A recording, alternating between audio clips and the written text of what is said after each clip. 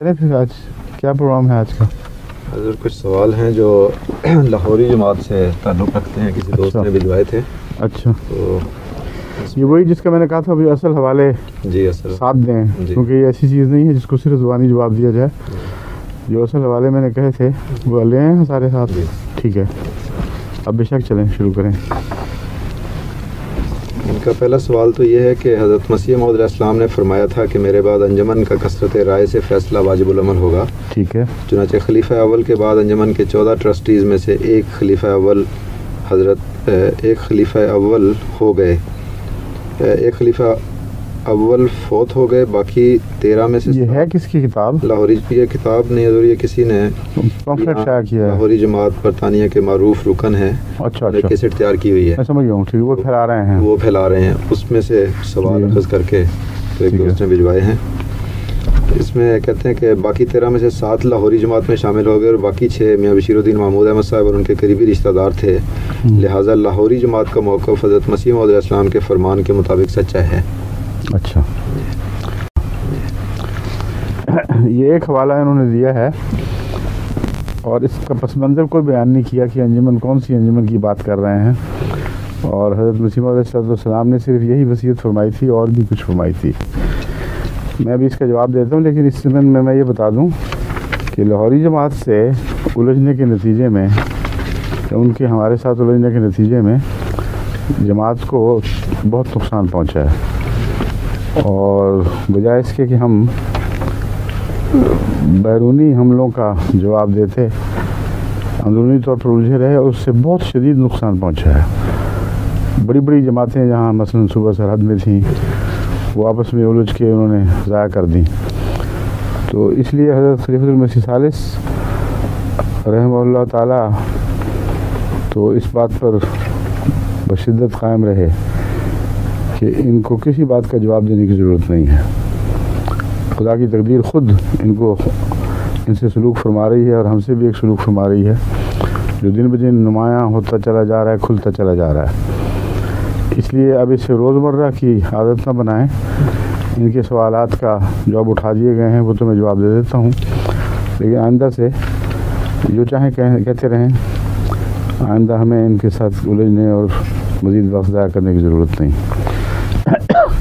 انجمن کا پس منظر یہ ہے کہ حضرت اقدس مسیح موعود علیہ السلام نے جب اللہ تعالیٰ سے خبر پا کر بہشتی مقبرے کی بنیاد رکھی تو اس کے ساتھ ہی خواجہ کمال الدین صاحب وغیرہ اور دوسرے بعض صاحب الرائے لوگوں نے یہ مشورہ دیا کہ یہ قانونی باتیں ہیں، ان میں براہ راست حضرت مسیح موعود علیہ السلام کا الجھنا مناسب نہیں ہوگا، کیونکہ وصیت کے ساتھ کچھ جائیداد کے جماعت کے نام وقف ہونے سے قانونی تقاضے پیدا ہوتے تھے.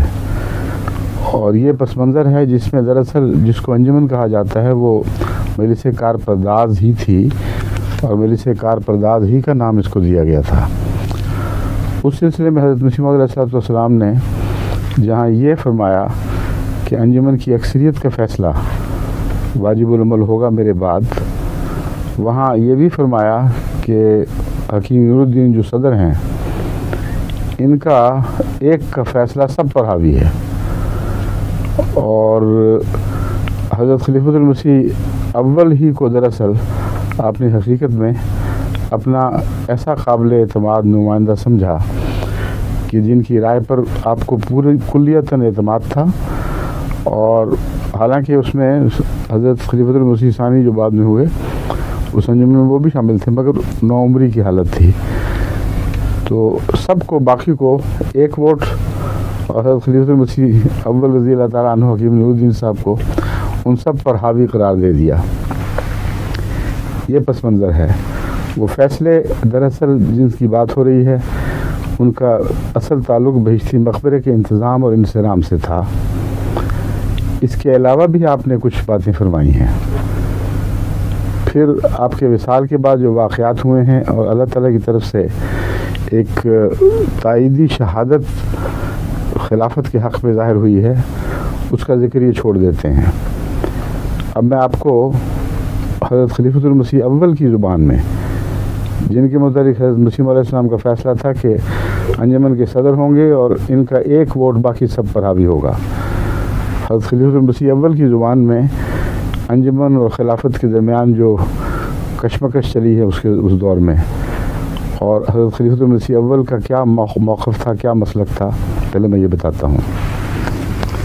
हज़रत खलीफतुल मसीह अव्वल ने फरमाया, और ये बदर जिल्द 8 अल-हकम 28 अक्टूबर 1909 में शाया हुआ है। यानी उस वक्त से कुछ लाहौरी ख़यालात के, जो बाद में लाहौरी कहलाते हैं, ऐसे लोग थे जिन्होंने बातें करके हज़रत खलीफतुल मसीह अव्वल को तकलीफ़ पहुँचाई, और वक्तन फ़वक्तन आपने उसका खूब जवाब दिया है। एक इक़्तिबास है, खुदा ने जिस काम पर मुझे मुकर्रर किया है, मैं बड़े ज़ोर से खुदा की कसम खाकर कहता हूँ कि अब मैं उस कुर्ते को हरगिज़ नहीं उतार सकता। अगर सारा जहान भी और तुम भी, यानी अंजुमन के सारे मेंबर जो इस वक्त सामने हैं, तुम भी या उन मेंबरों में से वो जो मुखालफत कर रहे थे, जिनको कहा जा रहा है कि अक्सरियत में थे, अगर सारा जहान भी और तुम भी मेरे मुखालिफ हो जाओ तो मैं तुम्हारी बिल्कुल परवाह नहीं करता और ना करूँगा। तुम मुआहदा का हक़ पूरा करो, यानी बैत का, फिर देखो किस कदर तरक्की करते हो और कैसे कामयाब होते हो। मुझे ज़रूरतन कुछ कहना पड़ा है, उसका मेरे साथ वादा है, यानी अल्लाह का, कि मैं तुम्हारा साथ दूंगा। मुझे दोबारा बैत लेने की ज़रूरत नहीं, तुम अपने पहले मुआहदा पर कायम रहो। एक दफ़ा जो बैत कर बैठे हो, अब जो कहते हो कि हमसे गलतियाँ होगी, दोबारा बैत लेने को ज़रूरत नहीं है, उसी पर कायम रहो। ऐसा ना हो कि निफाक में मुब्तला हो जाओ। अगर तुम मुझ में कोई एवजाज लिखो, क्या लिखा, एवजाज लिखा हो ना, हाँ, एवजाज देखो तो उसकी इस्तिकामत की दुआ से कोशिश करो। मुझे कोई टेढ़ापन या कमज़ोरी तुम्हें नज़र आए, तुम्हारी आंखें देखें, तो मेरे लिए इस्तिकामत की दुआ करो और इस ज़रिए से उस कमज़ोरी को दूर करने की कोशिश करो। मगर ये गुमान ना करो कि तुम मुझ बूढ़े को आयत या हदीस या मिर्ज़ा साहब के किसी कौल के माने समझा लोगे। मैं तुमसे बहुत ज़्यादा समझता हूँ।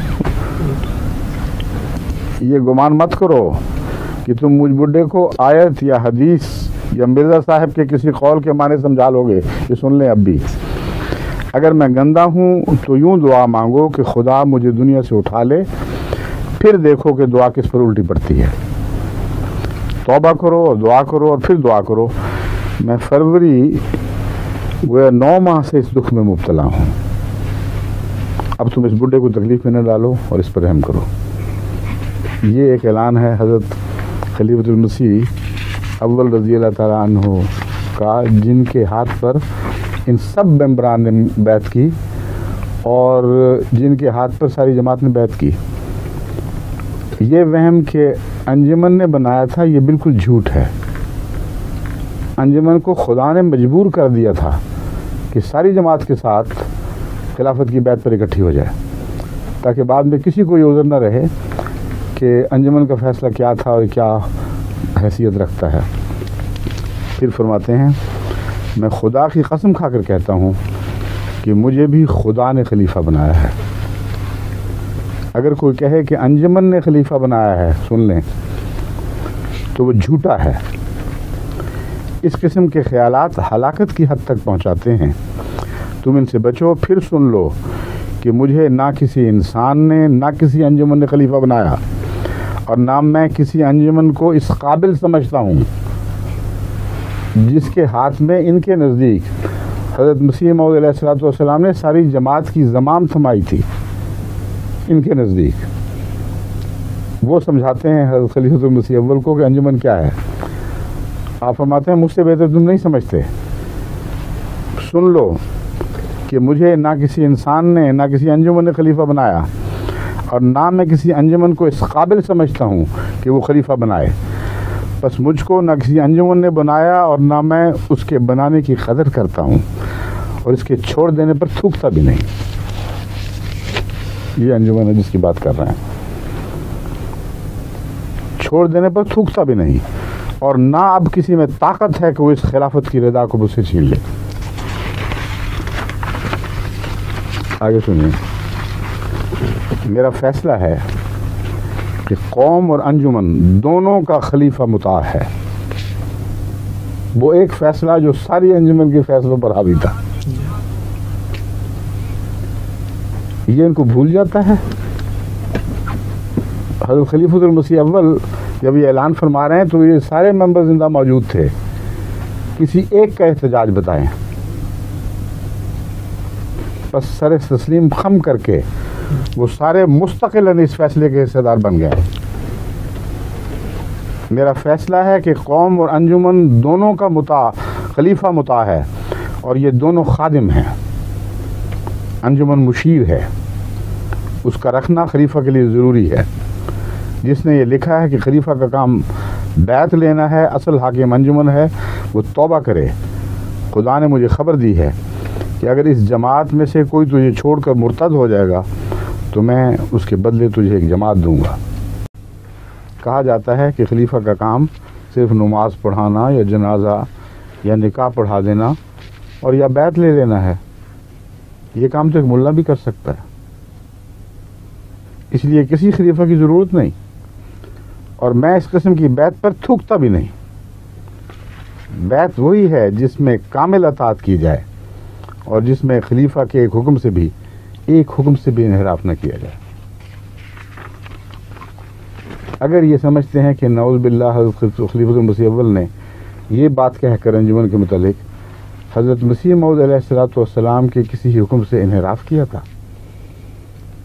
تو کہیں پہلے، اور پھر ان سب کو کیا کہیں گے جنہوں نے یہ سمجھتے ہوئے، جانتے بوجھتے ہوئے، انجمن کا ممبر بنتے ہوئے ایک لفظ احتجاج کا اس بات کے خلاف نہیں نکالا۔ بس اگر انجمن کے فیصلے کی بات کرتے ہو تو تمام تر مشترکہ فیصلہ اس بات کے حق میں ہو چکا ہے۔ آگے سنیے، ابھی تو بات چل رہی ہے۔ میں اس مسجد میں قرآن کریم ہاتھ میں لے کر، حضرت خلیفۃ المسیح اول رضی اللہ تعالیٰ عنہ، میں اس مسجد میں قرآن کریم ہاتھ میں لے کر اور خدا تعالیٰ کی قسم کھا کر کہتا ہوں کہ مجھے پیر بننے کی ہرگز خواہش نہیں اور نہ تھی، اور قطعاً خواہش نہ تھی۔ خدا تعالیٰ کے منشا کو کون جان سکتا ہے؟ اس نے جو چاہا کیا، تم سب کو پکڑ کر میرے ہاتھ پر جمع کر دیا، اور اس نے آپ نہ تم میں سے کسی نے مجھے خلافت کا کرتا پہنایا، خلافت کا کرتا پہنا دیا۔ میں اس کی عزت اور ادب کرنا اپنا فرض سمجھتا ہوں۔ یہ ایک انتہائی منکسر مزاج انسان کا قول ہے جو حضرت مسیح موعود علیہ السلام کے زمانے میں حضرت مسیح موعود علیہ السلام کے احترام میں جوتیوں میں بیٹھ جایا کرتے تھے۔ یہ اس شخص کا فرمان ہے جس کے متعلق ایک پٹھان صحابی نے روایت کی کہ جب میں کبھی قادیان آتا تھا تو ایک بڈھے کو میں حضرت مسیح موعود علیہ السلام کی مجلس میں جوتیوں میں بیٹھا دیکھا کرتا تھا، اور کبھی پرواہ نہیں کہ کون ہے یہ، کوئی ہوگا۔ کہتے جب وصال کے بعد پتہ لگا کہ حضرت مسیح علیہ السلام کے بعد بیعت خلافت ہونی ہے تو میں وہاں گیا تو میں نے دیکھا کہ وہی بڈھا بیعت سے خلافت لے رہا تھا۔ تو میں نے کہا اس نے تو جوتیوں سے خلافت پا لی ہے۔ خدا کے ہاں عزت اور تکریم جوتیوں سے ملا کرتی ہے۔ اس لیے اس انکسار کے پیش نظر حضرت مسیح موعود علیہ السلام، حضرت خلیفۃ المسیح اول وضاحت کر رہے ہیں کہ میں کیوں اپنے متعلق باتیں کر رہا ہوں۔ اپنے متعلق نہیں، یہ منصب ایسا ہے، میں اس کی عزت کرتا ہوں کیونکہ منصب مسیح موعود کی خلافت کا منصب ہے۔ جیسے اپنے آقا کی عزت کرتے تھے ویسے ہی اس منصب کی عزت کرتے تھے۔ اپنی ذات کا اس میں کوئی دخل نہیں ہے، اس لیے غور سے سنیں۔ میں اس کی عزت کرتا ہوں اور ادب کرنا اپنا فرض سمجھتا ہوں، باوجود اس کے کہ میں تمہارے مال اور تمہاری کسی بات کا بھی روادار نہیں، اور میرے دل میں اتنی بھی خواہش نہیں کہ کوئی مجھے سلام کرتا ہے یا نہیں۔ ابھی اور بھی چل رہا ہے مضمون۔ فرماتے ہیں میں باوجود اس بیماری کے جو مجھے کھڑا ہونا تکلیف دیتا ہے، اس رقعہ کو دیکھ کر سمجھاتا ہوں کہ خلافت کیسری کی دکان کا سوڈا واٹر نہیں۔ کیسری داس ہوا کرتے تھے ایک لاہور میں، انارکلی میں ان کی دکان تھی سوڈا واٹر کی مشہور، کیونکہ وہ پرانے زمانے سے مشہور چلی جاتی تھی، اس لیے بچے جب ہم جایا کرتے تھے لاہور تو بہت شوق تھا کہ کیسری کی دکان سے جا کے سوڈا واٹر ضرور پئیں گے۔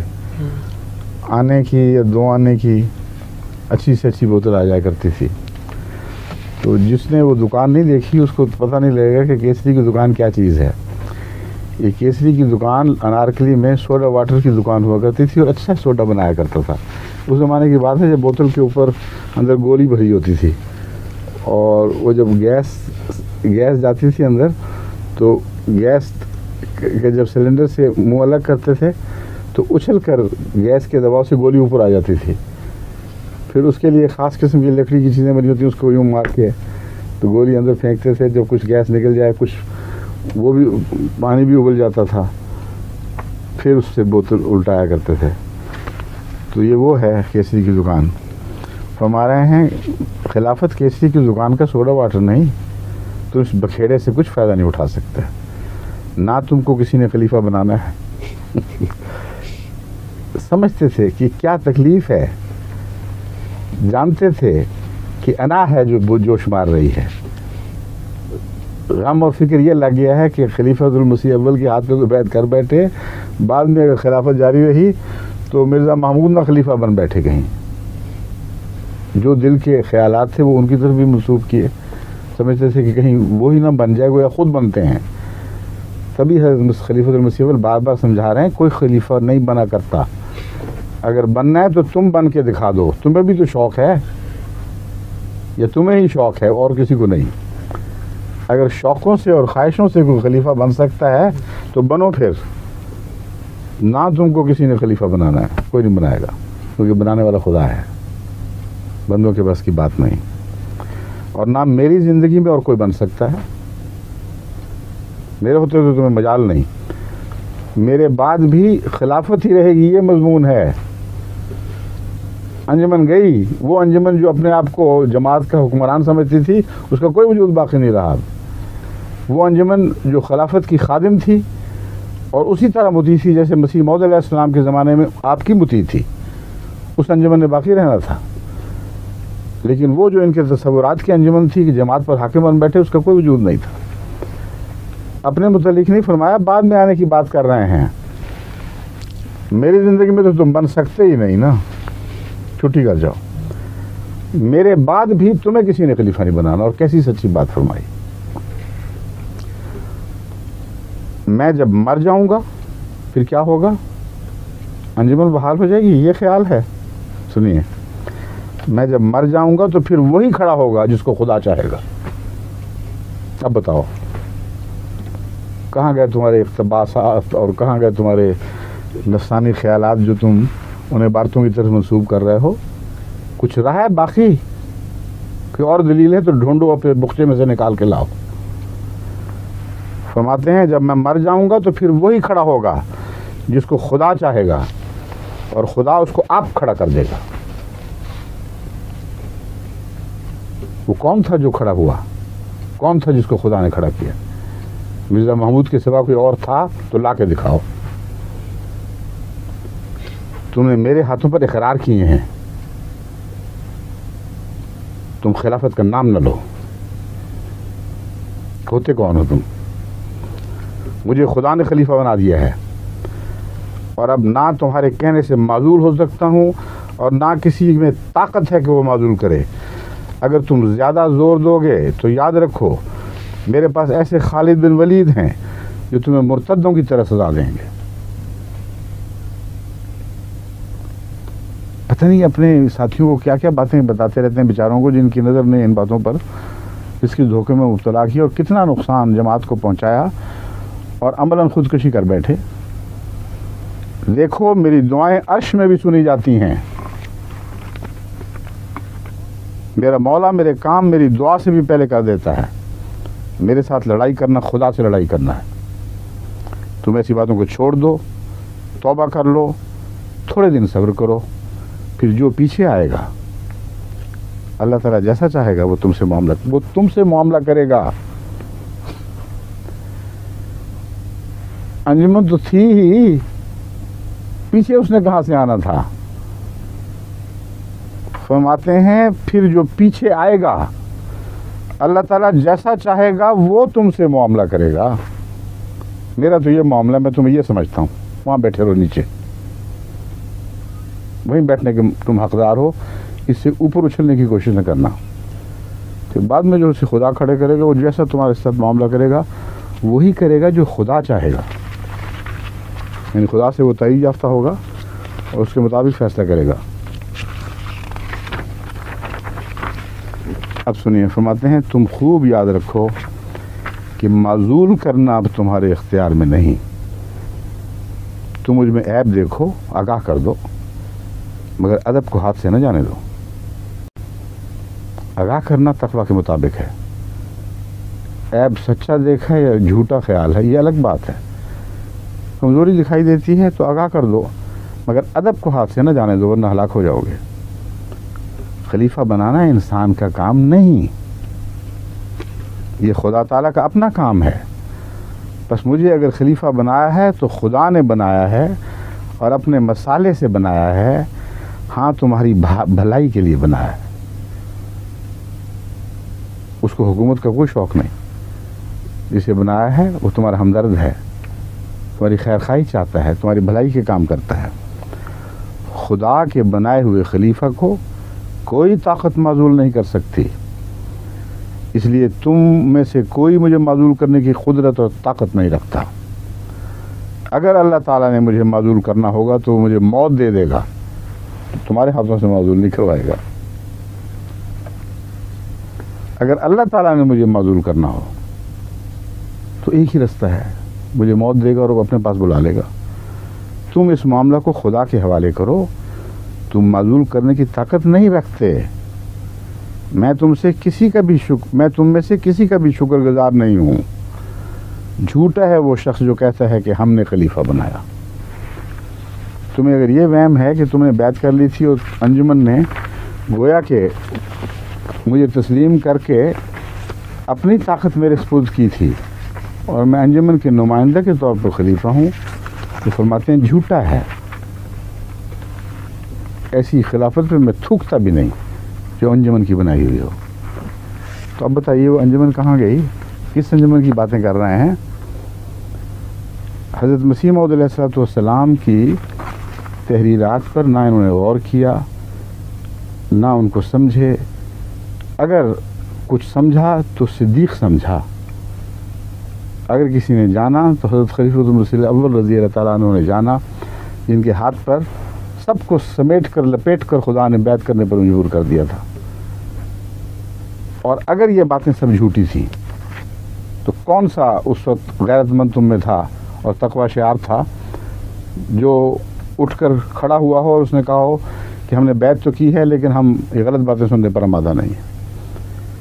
किसने ये कहा कि अंजुमन मसीह मौत की बनाई के मुतालिक तुम बातें करते हो, तुम जो उनके नायब हो, तुम्हें किसने हक दिया है?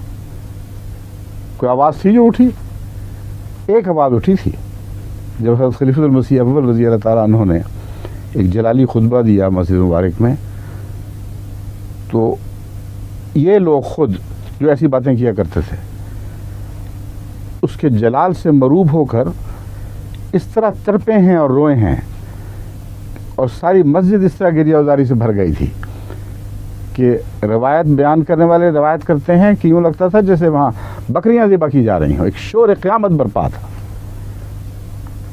गिरियाज़ारी से और कोई आवाज़ सुनाई नहीं देती थी। रोते थे और माफ़ियाँ मांगते थे। कितने दिन की माफ़ी थी? उधर आपने आंखें बंद की, उधर वही फितने फिर दोबारा बेदार हो गए। फिर खुदा ने क्या सलूक फरमाया वो अब मैं आपको बताता हूँ। अब सुनिए, हज़रत मसीह मौऊद अलैहिस्सलाम ने क्या बनाया था और अपने बाद जिसको कहते हैं जानशीन थी, वो किन मानों में जानशीन थी? सिर्फ यही थी या कुछ और भी बातें खुदा ताला ने आपसे फरमाई थी? میں حضرت مسیح موعود علیہ السلام کی تحریرات آپ کے سامنے پڑھ کر سناتا ہوں، اس کے بعد کسی مزید بحث کی گنجائش باقی نہیں رہتی۔ فرماتے ہیں یہ خدا تعالیٰ کی سنت ہے، کچھ حصے اس کے طویل ہیں، لمبے مضامین سے تعلق رکھتے، لیکن ایک ایک لفظ غور سے سننے کے لائق ہے، کیونکہ علم و عرفان کے خزانے ہیں جو میں آپ کے سامنے پیش کرنے لگا ہوں۔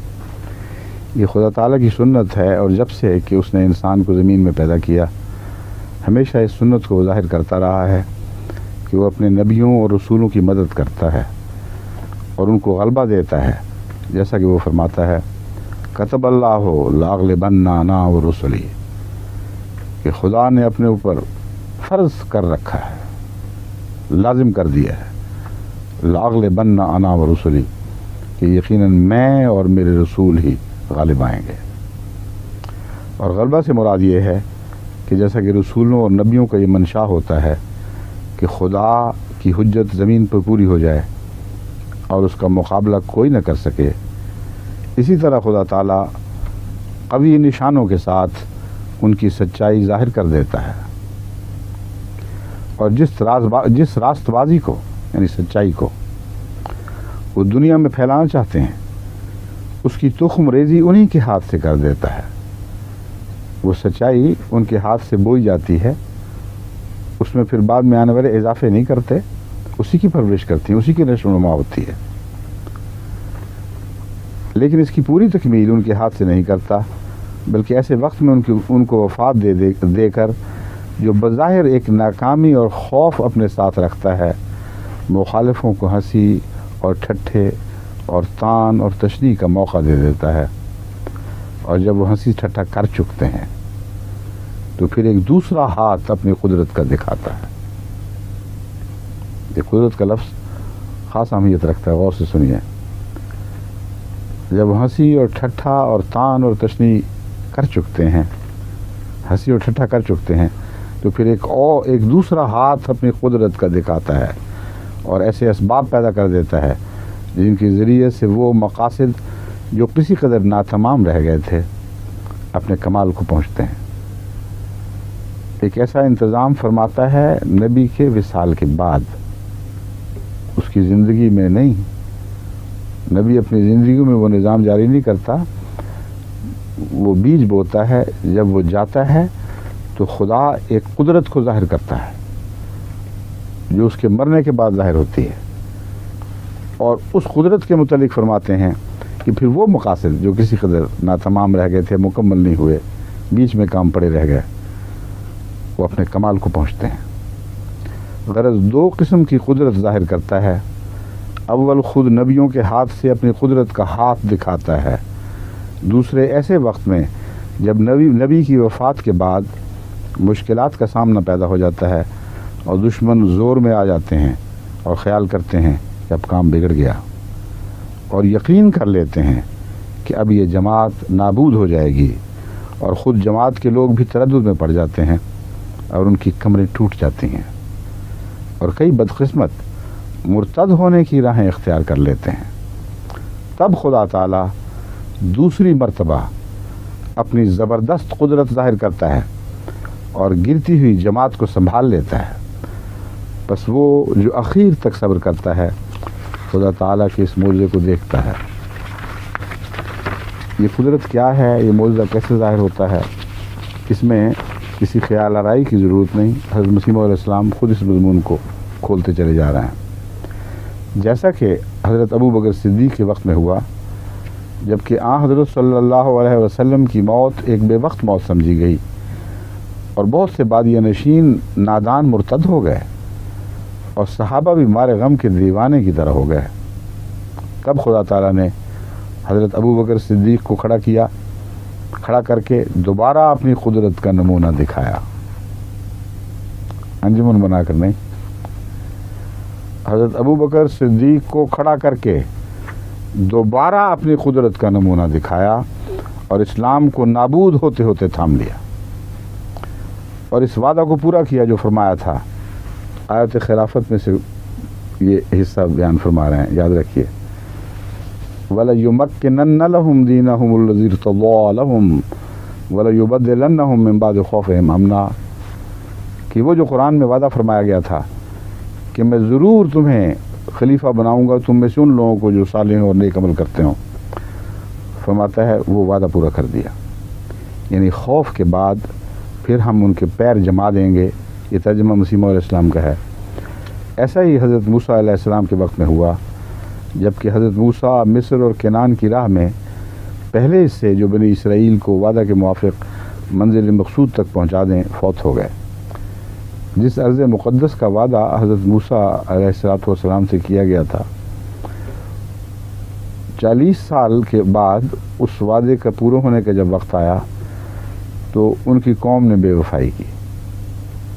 تب اللہ تعالیٰ نے اس وعدے کی ٹال دیا کہ تم ابھی اس لائق نہیں ہو کہ تمہارے حق میں یہ فضل ظاہر ہو.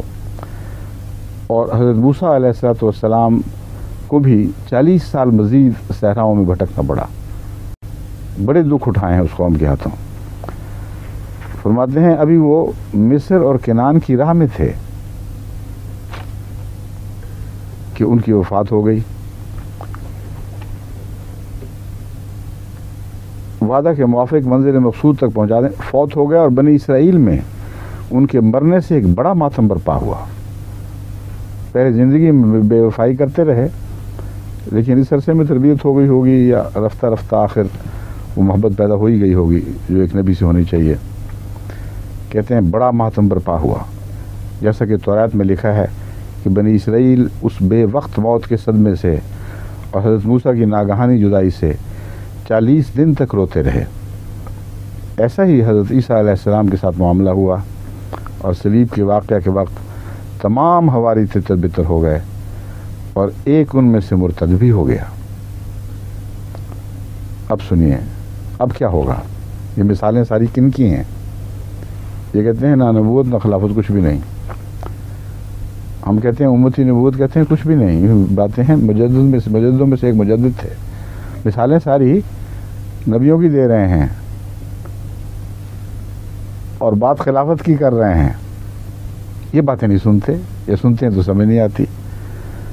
سو اے عزیزو، جبکہ قدیم سے سنت اللہ یہی ہے کہ خدا تعالیٰ 2 قدرتیں دکھلاتا ہے تا مخالفوں کی 2 جھوٹی خوشیوں کو پامال کر کے دکھلا دے.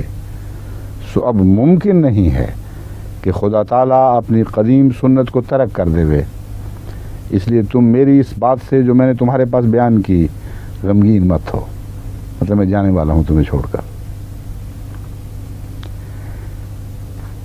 اور تمہارے دل پریشان نہ ہو جائیں، کیونکہ تمہارے لیے دوسری قدرت کا بھی دیکھنا ضروری ہے. اگر وہ یہ انجمن تھی جس کی باتیں کر رہے ہیں تو مسیح موعود کے علیہ السلام کے زمانے میں انہوں نے دیکھی نہیں تھی، ان کے منہوں کو پہچانتے نہیں تھے، وہ کون سے چہرے تھے کون سے نام تھے یہ جانتے نہیں تھے.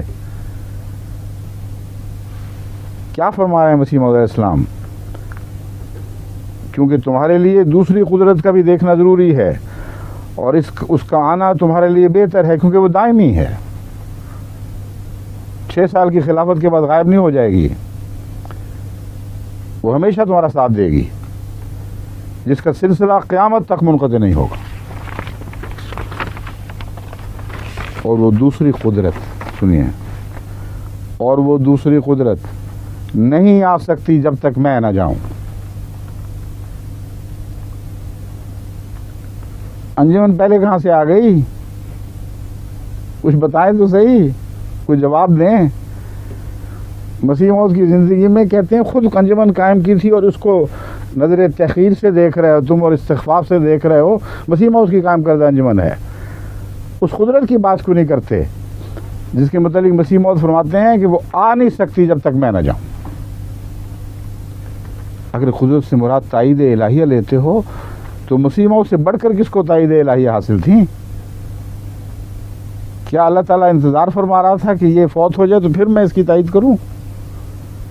اس لیے جاہلانہ تصورات سے باز آ جاؤ. ایسے وسوسے اپنے دلوں کے لیے رکھو، دوسرے شریف طبع لوگوں کے دلوں میں کیوں ایسے وسوسے پھیلاتے ہو؟ دوسری قدرت نہیں آ سکتی جب تک میں نہ جاؤں، لیکن جب جاؤں گا تو پھر خدا اس دوسری قدرت کو تمہارے لیے بھیج دے گا جو ہمیشہ تمہارے ساتھ رہے گی. یہ وہی قدرت ہے جس کا خلافت کے حوالے سے حضرت خلیفۃ المسیح اول ذکر فرما رہے ہیں کہ میرے ساتھ ختم نہیں ہونے والی. یہ منصب بڑا معزز ہے, میں اس کی عزت اور احترام کرتا ہوں, اور میرے بعد جاری رہے گا. پھر جو آئے گا خدا اس کو بنائے گا, خدا اسے کھڑا کرے گا, اور جیسا خدا چاہے گا وہ تم سے سلوک کرے گا. پھر فرماتے ہیں جیسا کہ خدا کا براہین احمدیہ میں وعدہ ہے, اور وہ وعدہ میری ذات کی نسبت نہیں ہے بلکہ تمہاری نسبت وعدہ ہے. یعنی جماعت کے ساتھ جو آئندہ ہمیشہ آنے والی قدرت ہے اس کا تعلق تم سے ہے, کیونکہ مسیح موت کے اوپر تو وہ قدرت حاوی نہیں ہو سکتی تھی. یہ مراد نہیں ہے کہ جماعت سے کوئی زیادہ اونچا وعدہ ہے, مسیح موت سے کم تھا. مراد یہ ہے کہ جس قدرت کی میں بات کر رہا ہوں وہ جماعت کو فتنوں سے بچانے کے لیے اور ہمیشہ کے لیے نظام جماعت کی حفاظت کی خاطر خدا قائم کرے گا. میرے متعلق اور باتیں ہیں, مجھے خدا نے خود اپنا خلیفہ بنایا ہے, مگر میری خلافت جو جاری ہوگی یہ اس کی بات ہو رہی ہے جو تم میں جاری ہوگی. حضرت مسیح علیہ السلام کا کلام بہت ہی گہرا اور بڑا عارفانہ ہے. جہاں آیت استخلاف ہے وہاں حضرت محمد رسول اللہ سے وعدہ نہیں فرمایا کہ آپ کو خلیفہ آپ بنائے گا. آپ کو تو خلیفہ بنا چکا تھا, آپ کو تو اس وقت خدا نے خلیفہ بنا دیا تھا جب ابھی کائنات پیدا ہی نہیں ہوئی تھی. وہ وعدہ ہے لَيَسْتَخْلِفَنَّهُمْ فِي الْأَرْضِ كَمَا اسْتَخْلَفَ الَّذِينَ مِنْ قَبْلِهِمْ. ہم جو محمد رسول اللہ پر ایمان لائے ہیں ان کے ساتھ وعدہ ہے. بس آیت استخلاف کا حوالہ چل رہا ہے, ان کو سمجھ نہیں آ رہی بات کی. تم سے وعدہ سے مراد یہ ہے کہ وہ آیت استخلاف کا حوالہ, آیت استخلاف کا حوالہ دے رہا ہوں جس میں جماعت مومنین سے ایک وعدہ ہے, میں اس وعدے کی بات کر رہا ہوں. جیسا کہ خدا فرماتا ہے کہ میں اس جماعت کو جو تیرے پیروں ہیں قیامت تک دوسروں پر غلبہ دوں گا. یہ اس غلبے کی باتیں ہو رہی ہیں. سو ضرور ہے کہ تم پر میری جدائی کا دن آوے, تب بعد اس کے وہ دن آوے جو دائمی وعدہ کا دن ہے. وہ ہمارا خدا وعدوں کا سچا اور وفادار اور صادق خدا ہے. وہ سب کچھ تمہیں دکھلائے گا جس کا اس نے وعدہ فرمایا ہے. اگرچہ یہ دن دنیا کے آخری دن ہے اور بہت بلائیں ہیں جن کے نزول کا وقت ہے, تو ضرور ہے کہ یہ دنیا قائم رہے جب تک وہ تمام باتیں پوری نہ ہو جائیں, جن میں سے بہت سی ہم آج اپنی آنکھوں کے سامنے پورا ہوتا دیکھ رہے ہیں. وہ تمام باتیں پوری نہ ہو جائیں جن کی خدا نے خبر دی. میں خدا کی طرف سے ایک قدرت کے رنگ میں ظاہر ہوا.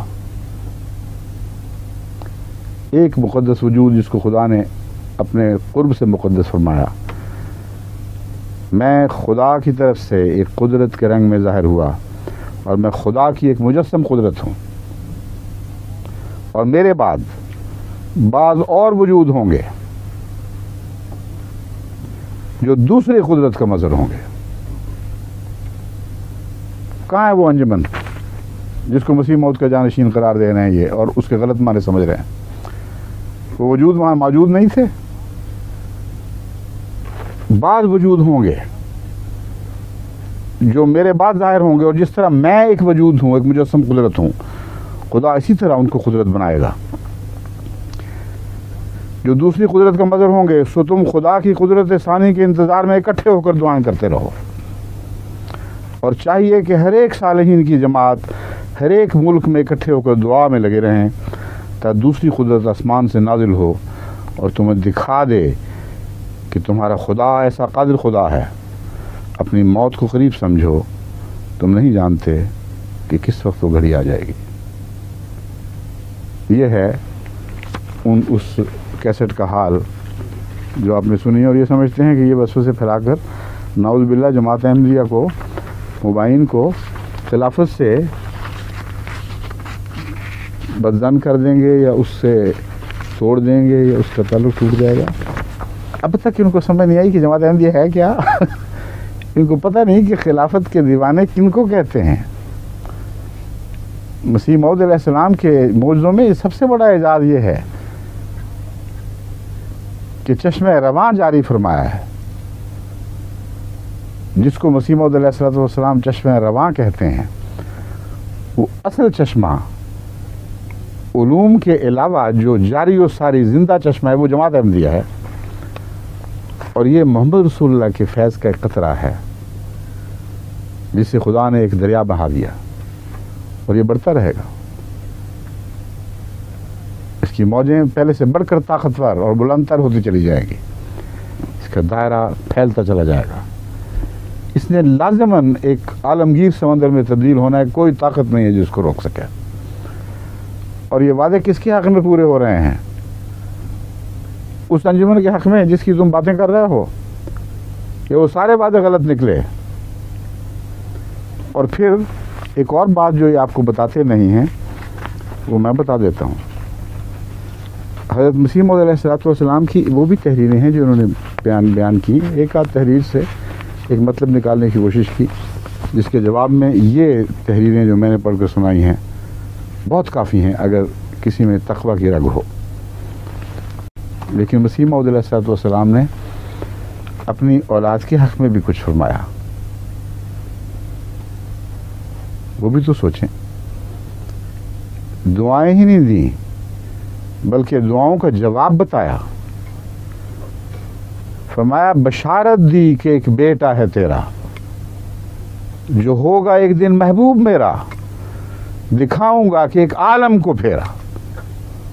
بشارت کیا ہے؟ ایک دل کی غذا دی، فسبحان الذی اخزلا دی۔ وہ بیٹا ہے جو تمہارے نزدیک مرتد ہو گیا اور نوح کا بیٹا بن گیا، اس باپ کا کیا بنا جس نے کہا تھا بشارت دی کہ ایک بیٹا ہے تیرا جو ہوگا ایک دن محبوب میرا۔ نوح نے جب کہا کہ میرا اہل ہے تو خدا نے کہا نہیں، تمہارا اہل نہیں ہے، تم نہیں سمجھتے۔ مگر مسیح موعود کو تو یہ نہیں فرمایا۔ بشارت دی کہ ایک بیٹا ہے تیرا جو ہوگا ایک دن محبوب میرا، دکھاؤں گا کہ ایک عالم کو پھیرا۔ بشارت کیا ہے؟ ایک دل کی غذا دی، فسبحان الذی اخزلا دی۔ پھر اور اس نظم میں بہت سے ایسے پاکیزہ اشعار ہیں جن کو اللہ تعالیٰ کی طرف منسوب فرما کر جس کے مضمون کو وعدے اور خوشخبریوں کے رنگ میں مسیح موعود پیچھے چھوڑ گئے۔ اگر وہ سارے وعدے جھوٹے نکلے تو پھر مسیح موعود کی نبوت یا انجمن کا جھگڑا کیا لیے بیٹھے؟ تو چھٹی کرو، پھر تو یہاں کچھ بھی نہیں رہا۔ پھر بڑے جاہل لوگ ہو جو دنیا کی ماریں بھی کھاتے ہو اور ہاتھ سے سب کچھ گوا بیٹھے ہو۔ اگر مسیح موعود علیہ السلام کی ساری اولاد کلیتاً تمام اہل بیت بلا استثناء نعوذ باللہ مرتد اور راہ سے حق سے ہٹ جانے والے تھے، گمراہ ہو جانے والے تھے اور گمراہ کرنے والے تھے، تو پھر لیکھ رام کی بیعت کرو جس نے یہی پیشگوئی کی تھی۔ پھر مسیح موعود کی بیعت کا تمہیں کیا حق ہے؟ وہ کہتا تھا مجھے خدا نے بتایا، میرے خدا نے کہ جو تم آنکھیں بند کرو گے یہ سارے بکھر جائیں گے، وہ کچھ بھی نہیں رہے گا۔ اس کی ہر دوسری بات جھوٹی نکلی، یہ بھی یاد رکھو۔ اس نے کہا تھا قادیان میں کوئی مرزا کا نام لینے والا باقی نہیں رہے گا، جو قادیان چھوڑ گئے وہ تم تھے، جو نام لیوا تھے وہ قادیان میں رہے، اور آج بھی قادیان کا نام ساری دنیا میں شہرت پا گیا ہے۔ وہ بیوقوف جو ہمیں قادیانی کہہ کر تنگ کرنے کی کوشش کرتے ہیں ان کو پتہ نہیں کہ ساری دنیا میں جہاں وہ قادیانی کا لفظ پھیلاتے ہیں وہاں قادیان شہرت پا رہا ہے۔ یہ وعدے کس کے حق میں پورے ہوئے ہیں؟ لاہوریوں کے حق میں؟ سوچو، غور کرو، اس ایک دلیل کا جواب لا کے دکھاؤ۔ مجھے یاد ہے ایک دفعہ ان کی جماعت کا ایک شخص سید فطر بیچارہ سادہ سا آدمی تھا، اسلم نام تھا ان کا، فوت ہو چکے ہیں۔ وہ احمدیہ ہاسٹل میں میرے پاس آیا کرتے تھے، اکثر آتے تھے اور کہتے تھے کہ میری ایک حسرت ہے کاش وہ پوری ہو جائے۔ مجھے لگتا ہے کہ ان کی دلیلیں بڑی مضبوط ہیں، مگر جب میں سوچتا ہوں کہ مسیح موعود کے خاندان کا ایک فرد بھی ان کے ساتھ نہیں ہے تو میرا دل ڈولنے لگتا ہے۔ میں کہتا ہوں اللہ یہ کیا قیامت آ گئی؟ مسیح موعود کی ساری اولاد نعوذ باللہ ان کے قول کے مطابق نوح کی اولاد بن گئی۔ تو کہتے تھے میں آپ کو تبلیغ کرنے آتا ہوں، آپ ہو جائیں۔ وہ میں آج یہاں بیٹھا ہوا ہوں، ساری دنیا کو تبلیغ کر رہا ہوں مسیح موعود کی۔ मैं उनको समझाता था, उनको दलाइल देता था। सारा दिन के बाद सिर फेंक कर वापस जाते थे, कहते थे वाकई बातें तो आपकी समझ आ रही हैं, मगर मैं दोबारा जाऊंगा। और वहाँ एक तो मोहम्मद तुफैल साहब हुआ करते थे, तो बाद में वॉकिंग के भी अमीर बनाए गए थे गालबन, उनसे भी वो सबक लिया करते थे। और एक डॉक्टर गुलाम मोहम्मद साहब थे, उनका जिक्र किया करते थे, शेख मिश्री के पास जाके बैठते थे और वो फिर दोबारा अपनी बैटरी चार्ज करके पहुंच जाते थे, कभी रोज़ाना कभी नारे कर करके। कहते अच्छा फिर अब मैं और बातें ले आऊँ, इसका जवाब दे। फिर जब मैं उसका जवाब दे देता था सही फितरत ज़रूर थी, ये मैं कहूँगा। वो कुछ देर जिद करते थे, फिर आखिर बेकार कजबैसी में नहीं पढ़ते थे, चुप कर जाया करते थे। कहते अच्छा फिर ठीक है, मैं अब दोबारा जाता हूँ, अपने बुज़ुर्गों से इनका जवाब लेकर आऊँगा। वो इन्हीं फेरों में बेचारे फौत हो गए, तौफीक न मिली, मगर दिल में हसरत लिए चले गए कि काश मसीह मौऊद अलैहिस्सलाम के ख़ानदान का एक आदमी भी गैर मुबाइन के मौक़िफ़ की तायद कर दे। 50 साल के करीब गुजर गए इस वाक़े को, 40 से ऊपर, हाँ 52 साल करीबन हो चुके हैं इस वाक़े को, क्योंकि ये 1945 की बात मैं कर रहा हूँ। 45 का ज़्यादा जिक्र है। तो कितने साल हो गए बताइए? 49 साल, तकरीबन 50 साल। और ज़माना बदल गया, उसकी रविशें तब्दील हो गई। वो जमात जिसको ये कादियान में छोड़ कर आए थे, कहते थे कि बस वहाँ कुछ भी नहीं रहा, 6 आने या 12 आने कहा करते थे कि हम ख़जाने में छोड़ आए हैं। और कहते हैं अक्सरियत हमारे साथ है। उस अक्सरियत को खुदा ने क्या कर दिया।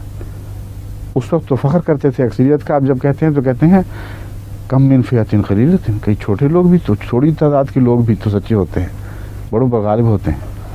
मगर ये नहीं हुआ करता कि सफ़र इकट्ठा शुरू हो, एक का चंद से शुरू हो और दूसरे का गलबे से, और गलबा अक़लियत में तब्दील हो जाए और अक़लियत जो है वो गलबे में तब्दील हो जाए, और ये कहें कि इससे कोई फ़र्क नहीं पड़ता।